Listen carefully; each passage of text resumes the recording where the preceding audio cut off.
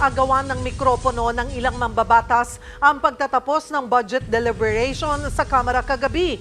Bago pa man kasi nakalusot ang 2025 proposed budget, abay sinubukan pang ipa-extend ng isang kongresista ang pagtatanong tungkol sa budget ng Department of Health. Nasa frontline ng balitang yan, si Marian Enriquez.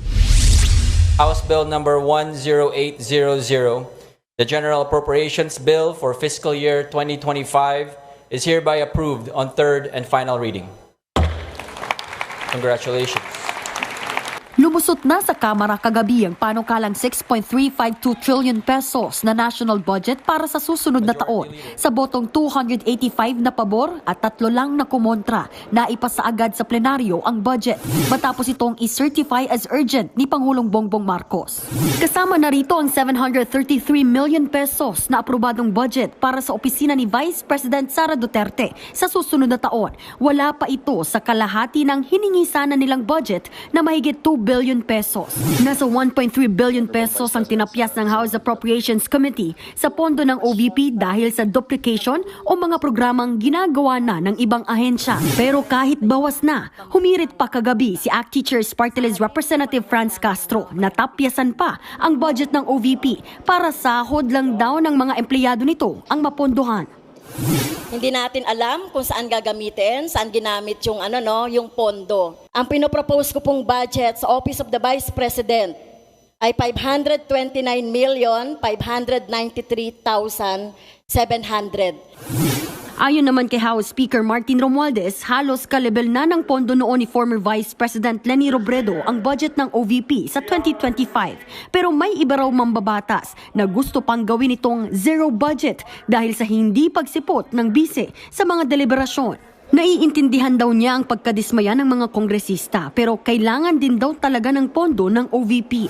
Magugunitang 3 beses inisnab ni VP Sara ang budget deliberation ng Kamara.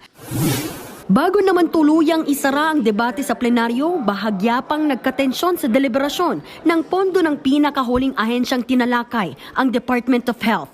Bigla kasing nang agaw ng mic si Agri-Party List Representative Wilbert Lee dahil gusto pa niyang magtanong pero hindi siya hinayaan ng mga kapwa mambabatas. Mr. Speaker, having no more members of the minority... Mr. Speaker, we join the minority in their motion to terminate the period of debate. So move, Mr. Speaker. There's a joint motion to terminate the interpellation of the proposed budget of the Department of Health. Is there any objection? The chair Mr. Speaker, hears have a none. motion ruling, The please. interpellations on the proposed budget of the Department of Health is hereby terminated.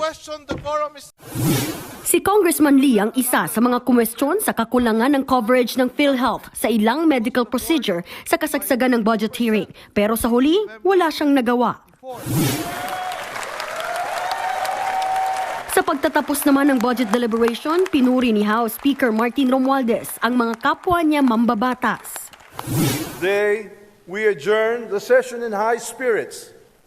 We have demonstrated once again our legislative efficiency with a succession of significant laws.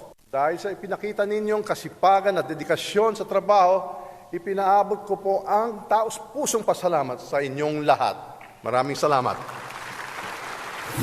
Pinuri rin ni Pangulong Bongbong Marcos ang kooperasyon ng Kongreso sa pagpasa ng pambansang pondo. Sa ngayon, nasa Senado na ang bola sa pagbusisi at pagpasa sa bersyon nila ng national budget.